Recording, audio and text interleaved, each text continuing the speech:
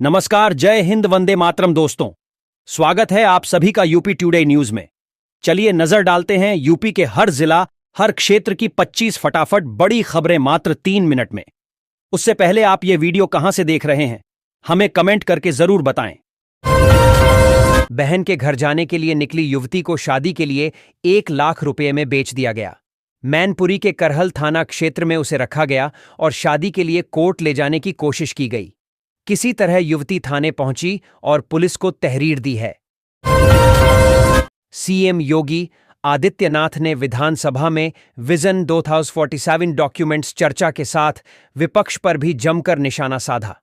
अब सपा चीफ अखिलेश यादव ने पलटवार करते हुए कहा है कि योगी भी पीढ़ियों से ही निकले हुए हैं, वह प्रवासी मुख्यमंत्री हैं।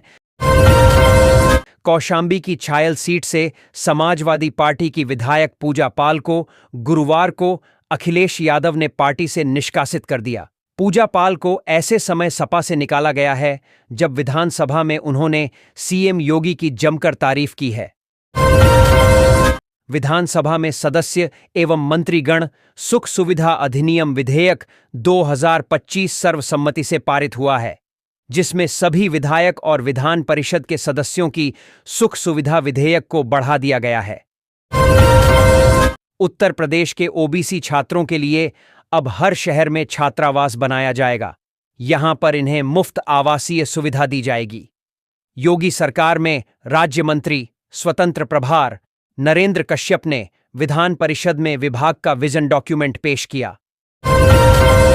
मुख्यमंत्री योगी आदित्यनाथ ने विधानसभा में विजन 2047 पर चर्चा में भाग लेते हुए कहा कि यूपी ने बीते 8 वर्षों में कृषि क्षेत्र में ऐसे कीर्तिमान स्थापित किए हैं जो आजादी के बाद से 2017 तक की धीमी रफ्तार को पीछे छोड़ते हैं। गेहूं चावल से लेकर गन्ना दलहन और टेहलन में भी रिकॉर्ड उत्पादन हो रहा है।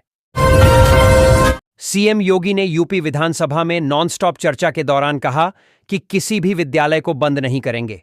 सरकार ने तय किया है कि इंटीग्रेटेड कैंपस बनने चाहिए बच्चों के लिए, जहां पर वो प्री प्राइमरी से सीनियर सेकेंडरी तक की शिक्षा प्राप्त कर सकें। यूपी के कई जिलों में भारी बारिश का अलर्ट जारी किया गया है। अगले कुछ घंटों के लिए कई जिलों में भारी बारिश की चेतावनी जारी की है। इस दौरान तेज हवाओं और बिजली गिरने के भी आसार हैं। उर्स में चादर चढ़ाने के लिए डीजे के साथ जुलूस लेकर आने वालों से बरेली की दरगाह आला हजरत ने अपील की है कि वो इस पर खर्च करने के बदले किसी जरूरतमंद बीमार आदमी के इलाज में मदद करें। योगी सरकार इस बार 67 लाख से अधिक गरीबों के खाते में 1,000 रुपए महीना की राशि भेजने की तैयारी कर रही है। पिछली तिमाही में 56 लाख गरीब बुजुर्गों को यह राशि दी गई थी। सरकार ने इस बार 67,50,000 का लक्ष्य तय किया है। लखनऊ गाजियाबाद में कूड़ा उठाने का 71,50,000 का रुपया लोगों से वसूलना ही नगर निगम भूल गया। कैग की रिपोर्ट में इसका खुलासा हुआ है। इस रिपोर्ट में नगर निगम अधिकारियों की अन्य मनमानी का भी खुलासा हुआ है। यूजर चार्ज वसूलने वाली फर्मों को 4.06 करोड़ अधिक भुगतान भी किया गया है। पूर्व मंत्री स्वामी प्रसाद मौर्य को थप्पड़ डीएच मारने वाले रोहित द्विवेदी को सवर्ण आर्मी जौनपुर की ओर से उनके आवास पर पहुंचकर 11 लाख रुपए का चेक दिया गया। उधर मौसम विभाग ने यूपी में 2 दिन बारिश की संभावना जताई है। डिप्टी सीएम केशव प्रसाद मौर्य ने एक बार फिर विपक्ष पर तंज कसा है। उन्होंने कहा है कि राहुल गांधी और अखिलेश यादव ने भारत को बदनाम करने का अंतर्राष्ट्रीय बयाना लिया है। दोनों ऊंची हरकतें करते हैं।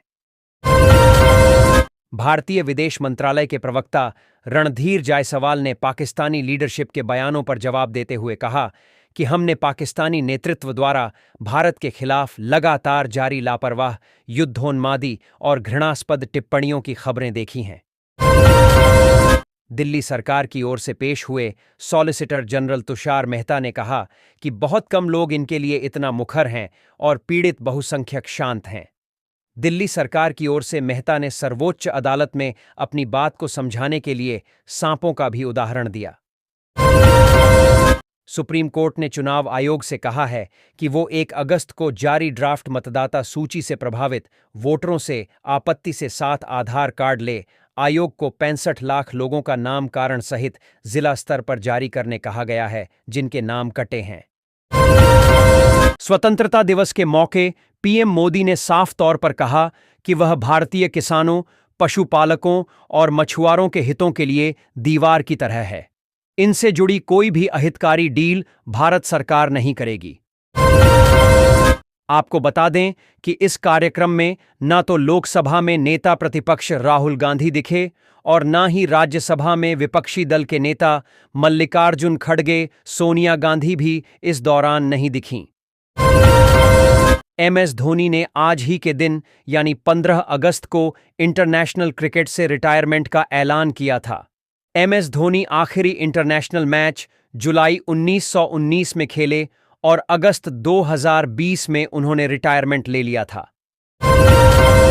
ट्रंप और पुतिन की बैठक के पहले रूसी अधिकारियों ने व्हाट्सएप मैसेजिंग ऐप पर आंशिक प्रतिबंध लगा दिया है। रूसी अधिकारियों का आरोप है कि यह प्लेटफॉर्म रूसी नियमों के हिसाब से काम नहीं कर रहा है। इलाहाबाद हाईकोर्ट ने अपने एक अहम फैसले में 2 के बजाय 1 जमानतदार के होने पर भी कैदी को जेल से रिहा करने का आदेश दिया है। कोर्ट ने कहा कि कई ऐसे संज्ञान में आए हैं कि धनाभाव के चलते तमाम कैदी 2 जमानतदार की व्यवस्था न कर पाने के कारण लंबे समय तक जेल में बंद रहते हैं। आईपीएस अफसर अजय कुमार साहनी को तीसरी बार राष्ट्रपति पदक से मिला है। साहनी वर्तमान में बरेली रेंज के डीआईजी हैं। उन्होंने मेरठ में एसएसपी रहने के दौरान 1 लाख के इनामी को ढेर किया था। स्वतंत्रता दिवस के मद्देनजर भारतीय रेलवे हाई अलर्ट पर है। दिल्ली हावड़ा रेल रूट के व्यस्ततम डीडीयू जंक्शन पर सुरक्षा कड़ी कर दी गई है। जीआरपी और आरपीएफ के जवान रेलवे ट्रैक और ट्रेनों में सघन चेकिंग कर रहे हैं। हर शिफ्ट में 30% ज्यादा मैन पावर तैनात की गई है। उत्तर प्रदेश विधानसभा के मॉनसून सत्र में आज मुख्यमंत्री योगी आदित्यनाथ ने सदन में अपना भाषण दिया। इस दौरान मुख्यमंत्री योगी ने उत्तर प्रदेश के विकास को लेकर बात की और विपक्षी समाजवादी पार्टी पर करारे सियासी हमले बोले। उत्तर प्रदेश विधानसभा के मॉनसून सत्र के दौरान लखनऊ में क्षत्रिय विधायकों का जो जमावड़ा हुआ है, उसने यूपी की सियासत को हिलाकर रख दिया है। लखनऊ के 5 स्टार होटल में जब 40 से अधिक ठाकुर विधायक मिले तो हर कोई चौंक गया। उत्तर प्रदेश के मंत्रियों और विधायकों के वेतन और भत्तों में बढ़ोतरी की गई है। विधानसभा ने गुरुवार को उत्तर प्रदेश राज्य विधानमंडल सदस्य और मंत्री सुविधा कानून संशोधन विधेयक 2025 को सर्वसम्मति से पारित कर दिया। अखिलेश यादव ने सरकार पर आरोप लगाया है कि आगरा लखनऊ एक्सप्रेसवे पर कई जगहों पर गड्ढे हो गए हैं, लेकिन हर दिन 2 करोड़ रुपया टोल वसूलने के बाद भी इसे ठीक नहीं कराया जा रहा है। उत्तर प्रदेश विधानसभा में आज सपा विधायक मोहम्मद फहीम इरफान ने जल शक्ति मंत्री स्वतंत्र देव सिंह को घेरने की कोशिश की, लेकिन मंत्री ने कहा कि इरफान अपनी पत्नी की कसम खा लें कि गांव में पानी नहीं पहुंचा तो वह मंत्री पद छोड़ने के लिए तैयार हैं। यात्री सुरक्षा को सर्वोच्च प्राथमिकता देते हुए विभाग ने स्पष्ट किया है कि गैर अनुपालक वाहनों को सड़कों पर चलने की अनुमति नहीं दी जाएगी। यह कदम न केवल हादसों को कम करने में मदद करेगा, बल्कि पर्यावरण संरक्षण और बेहतर परिवहन व्यवस्था को भी बढ़ावा देगा। उत्तर प्रदेश की योगी सरकार 3 नई प्राइवेट यूनिवर्सिटी की स्थापना करने वाली है। इन प्राइवेट यूनिवर्सिटी के नाम और जगह का भी ऐलान कर दिया गया है। छात्रों को जरूरतों को ध्यान में रखकर इन प्राइवेट यूनिवर्सिटी को मंजूरी दी गई है। लखनऊ एयरपोर्ट का रनवे कल से 24 घंटे के लिए खुल जाएगा। ऐसे में फिलहाल 10 फ्लाइटों का समय बदल रहा है। शाम, रात या सुबह जाने वाली फ्लाइटों को दिन में शिफ्ट किया गया है।